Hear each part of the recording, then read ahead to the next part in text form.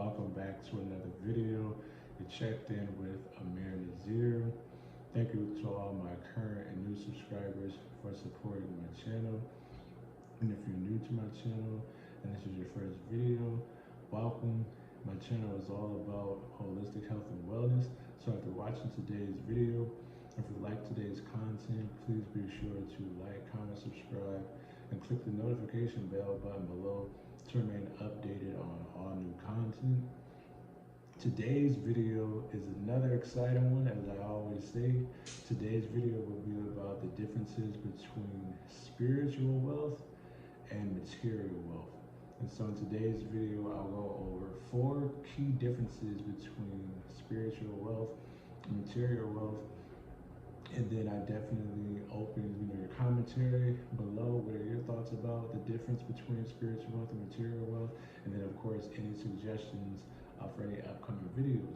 So I'll just go ahead and dive right in. But before I go over the 4 differences between spiritual wealth and material wealth, I do want to first kind of center us. So the world, when we hear the word wealth, that buzzword wealth, most people immediately think in terms of monetary terms. So most people instantly think in terms of money, and that definitely has its place. But I want to challenge us to think about wealth in a different perspective outside of this world. Think about wealth on an internal level. And so that's the purpose of this video. And so we'll just go ahead and start with the first difference between spiritual wealth and material wealth. The first difference is that spiritual wealth is internal and material wealth is physical. So spiritual wealth is internal because this is associated with the state of our spirit. And we know our spirit lies within, our spirit is internal. Whereas material wealth, you can think of it as, houses or assets or things of that nature that has, this material wealth is associated with material gain, worldly gain. And so that's one of the first key differences between spiritual wealth and material wealth. Spiritual wealth is internal, whereas your material wealth will be external. The second difference between spiritual wealth and material wealth is that spiritual wealth is eternal and material wealth is temporary. And so we know that God, first and foremost, is the creator of all creatures. God created the universe, the galaxies, the heavens, the earth, and us, the people who inhabit the earth. And we all are created from God. And as God is the divine ultimate source and creator of all life, we're also eternal spiritual beings currently having a physical human experience. And after our human experience is over, we return back to God and we'll have eternal life in spirit. And so we know that the spiritual wealth, because it's internal and it is directly correlated with our spirit, your spiritual wealth is eternal.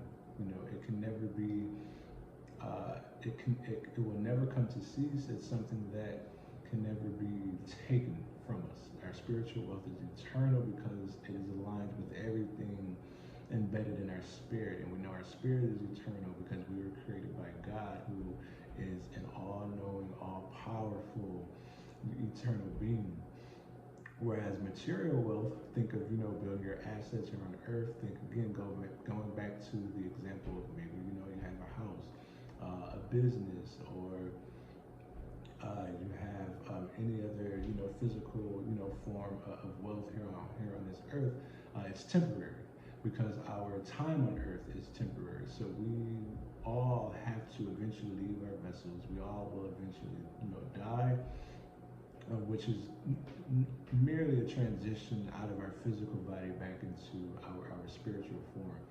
And so the material wealth is temporary because no one will live on earth forever.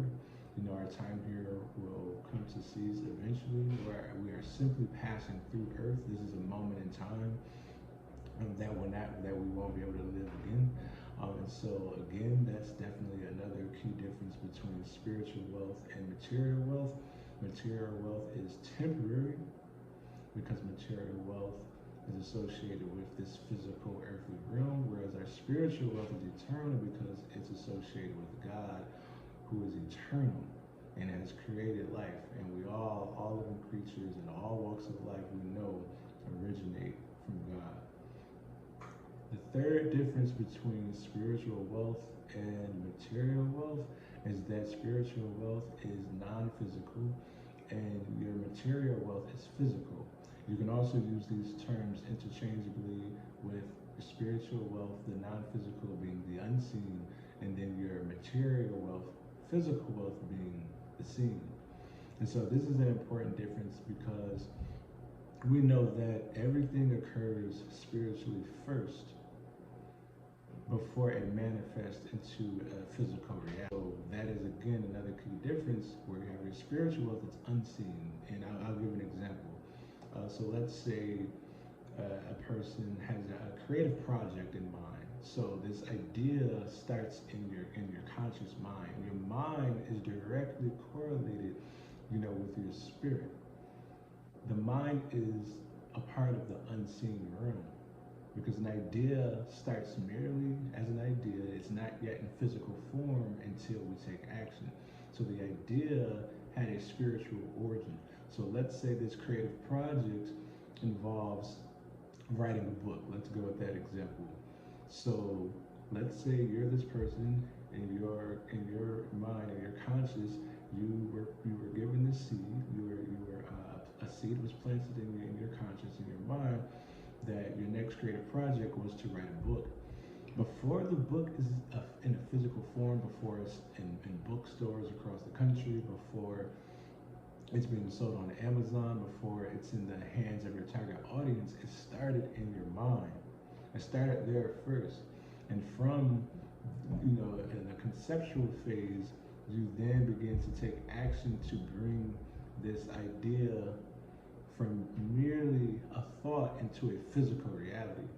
And so again, that is a perfect example of your spiritual wealth is what's inside of you. You had this idea inside of you, you had this creative project inside of you. The seed was planted in your conscious, it was planted in your mind and your spirit. You started with an idea, and afterwards you acted on this idea, you acted on this, spiritual conviction from God, and then the end result, you had a physical copy of a book. So you went from an unseen idea, an unseen, I would say, series of events or ideas, and then the end result was a physical output. It was a physical result. And so that's, again, not to repeat myself, but just, again, it's a perfect example of, your spiritual wealth being the unseen and non-physical, whereas the material wealth is then the physical. It'll be the seen. So we see the book, but we couldn't see the idea. The idea was embedded in a person internally, and then their work is what we will see.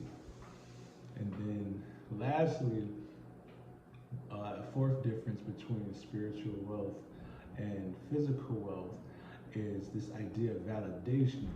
So spiritual wealth, your validation is internal. It relies heavily on internal validation, and that internal validation is rooted in God and you alone. Wealth, validation may be sought in external things or in things outside of self. And so spiritual wealth, the validation that matters most is from God and yourself. Again, it goes back to the previous examples, whereas spiritual wealth is an internal gain. It's an internal game. And then, of course, we went over that it's unseen, it's non-physical, it's internal. And so that all leads to this point that your spiritual wealth, the validation aspect of it solely relies on God and you alone. Material wealth, validation usually relies on external factors, external things, external affairs, anything outside of self. I'll give an example. Someone who is materialistic, they'll place their validation on material objects, things out of themselves. But a person walking with God, or a person who wants to align with their spiritual wealth, their validation will come from God first, and then of course themselves afterwards. And so that's another key difference I did want to highlight in this video, is that your spiritual wealth, with regarding validation, it relies heavily on internal validation between God and yourself alone, whereas material wealth validation is usually associated with external factors, affairs, and things outside of self. And so I'll run through those points again. Spiritual wealth versus material wealth. Number one, spiritual wealth is internal, where material wealth is external. Number two, spiritual wealth is eternal, where material wealth is temporary. Number three, spiritual wealth is unseen. And you can also use this interchangeably with non-physical, whereas material wealth is physical and it is seen. And then lastly, number four, spiritual wealth relies heavily on internal validation associated with God and yourself alone, whereas material wealth relies on external validation, things or anything outside of self. And so I do want to conclude this video with emphasizing that everything starts spiritually first. And with a strong spiritual foundation, with strong spiritual guidance, material wealth can always be built. So let's say, regardless of how many times a person in their lifetime loses material wealth, with a strong spiritual foundation and strong spiritual guidance, you're able to rebuild that wealth over and over, build that wealth continuously. You're able to start all over and build from scratch, no matter how many times you get knocked down, because your true wealth is an internal gain. And that is where our true power lies. It's within and having knowledge of self. So again, no matter how many times you get knocked down, you're able to always get back up because of your spiritual wealth. Everything starts internally first before it's manifested externally. The world has tricked everyone into seeking everything outside of self, when it is first important to seek everything within, because when God created us, He created us with an understanding that all the answers to our questions and everything that is unknown to our existence in this realm is actually embedded in the DNA of our spirit. But it takes inner work, it takes knowing thyself, and it takes being in tune with spirit to really tap into your spiritual wealth. And once we're tapped into our spiritual wealth, material wealth, it flows to us. Then it becomes the law of attraction game, where now everything comes to us naturally, and it flows to us without resistance, because we've mastered the art of honing in on our spiritual wealth. And so the last thing I'll say in regards to this is that our spiritual wealth is strongly associated with who we are. And when we think about who we are and our spiritual wealth, this also relates to the overall state of our health. And that is our greatest marker of wealth. And so in this video, if it resonated with you, if there's anything that aligns with your current holistic health and wellness journey, or anything that just aligns with your overall journey in life in general, please feel free to leave a comment below, and let's converse in further dialogue. I hope this video was helpful. I hope it was informative. And again, these were just some of the key differences that I wanted to share with you all about the differences between spiritual wealth and material wealth.